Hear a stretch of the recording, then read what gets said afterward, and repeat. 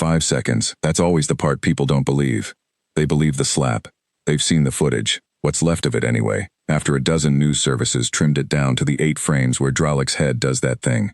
They believe the aftermath, because the aftermath is still showing up in my inbox 8 months later, in the form of strongly worded letters from people I've never met. What nobody believes is that the entire incident, start to finish, took less time than it'll take you to read this sentence. I want to tell it properly, because the chopped-up version makes me look braver than I was. I wasn't being brave. I was being annoyed.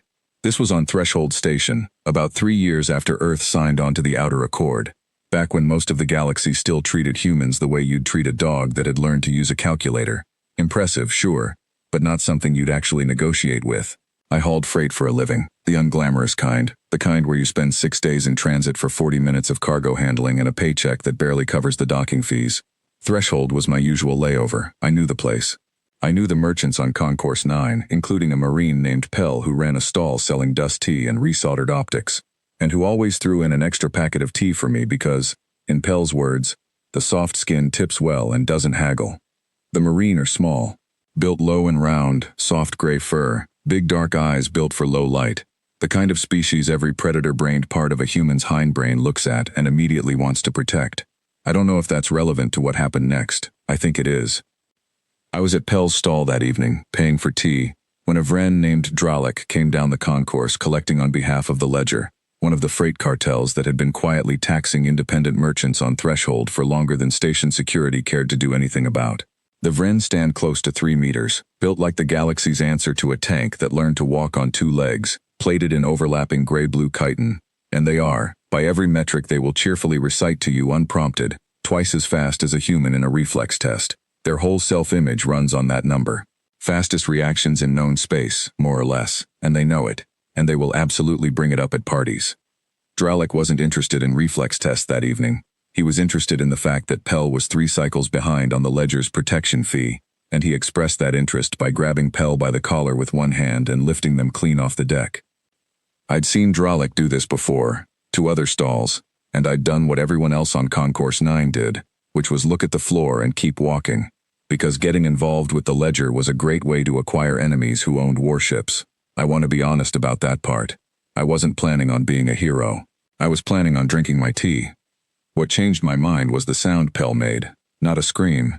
Marine don't really scream. Their vocal range doesn't work that way.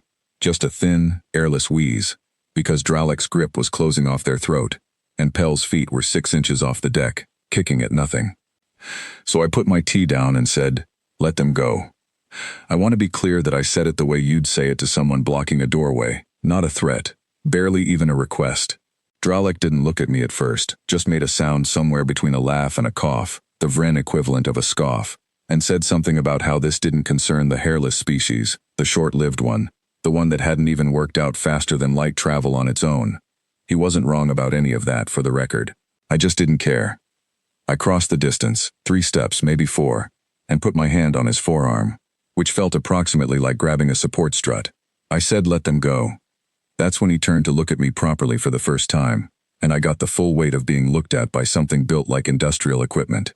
He told me, with what I can only describe as genuine pity, that he could break every bone in my hand without changing his expression, and then he shoved me backward with the arm I was holding, hard enough that I hit a support column and lost about a second deciding whether I was angry or just winded. I went with angry. Here's the part I still can't fully explain, even with the research papers that have since been written about it. I didn't decide to hit him. There wasn't a plan.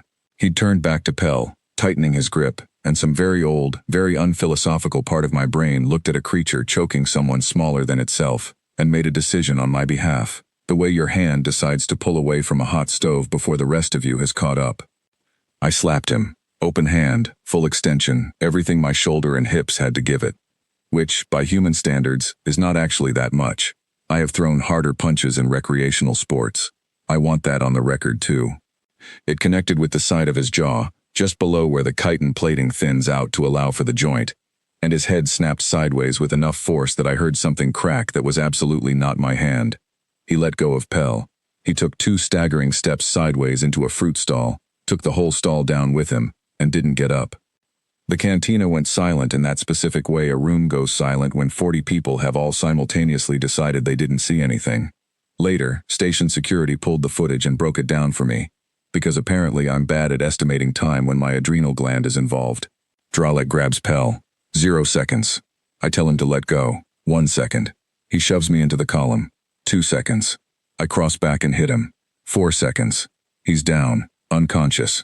3 mandible plates on the floor, and the station's structural sensors have logged the impact as a possible micro-hull breach and dispatched a damage drone. 5 seconds. 5 seconds, start to finish, for what eventually became, depending which news service you ask, the Threshold Incident, the backhand heard round the sector, or, my personal least favorite, the Kovacs event, because apparently I have a surname now that strangers use. I assumed I was in serious trouble. Station security hauled me in, and I spent the interview rehearsing apologies, because I'd just put a ledger enforcer through a fruit stall in front of witnesses, and the ledger was not an organization known for graciously accepting that kind of thing. Instead, the duty officer, a tired-looking thrall with 4 working eyes and, I'd guess, a long personal history with Dralek's collection schedule, asked me to confirm my account 3 times, very carefully, and then thanked me. I don't think anyone had stood up to that particular enforcer in 2 years. What actually got me in trouble was the footage. Half the concourse had been quietly recording Dralek's collections for cycles, hoping to eventually build a case against the ledger, and all of that footage existed from multiple angles, perfectly time-stamped, the instant it happened. It went out on the local relay that night and the sector network within 2 days, and from there it stopped being my problem and started being everyone's problem. Because it turns out a lot of very serious people in a lot of very serious institutions watch footage like that closely. Vren battle physicians ran the impact frame by frame and published a paper trying to calculate the kinetic energy transfer, and the number they landed on was uncomfortably close to a point-blank stun baton discharge, except delivered through bare skin, by an untrained civilian, at a reaction speed their own models couldn't find a wind-up for.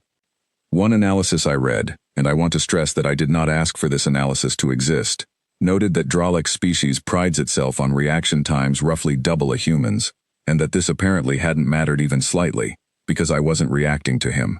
I was reacting to Pell. The 2 things, it turns out, run on entirely different clocks. The ledger sent a formal grievance to the Accord Council, demanding compensation for Dralek's injuries.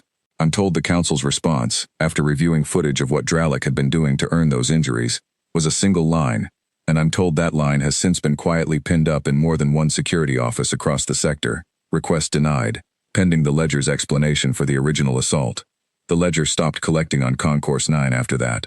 Quietly, no announcement, like they'd simply decided the math no longer worked in their favor.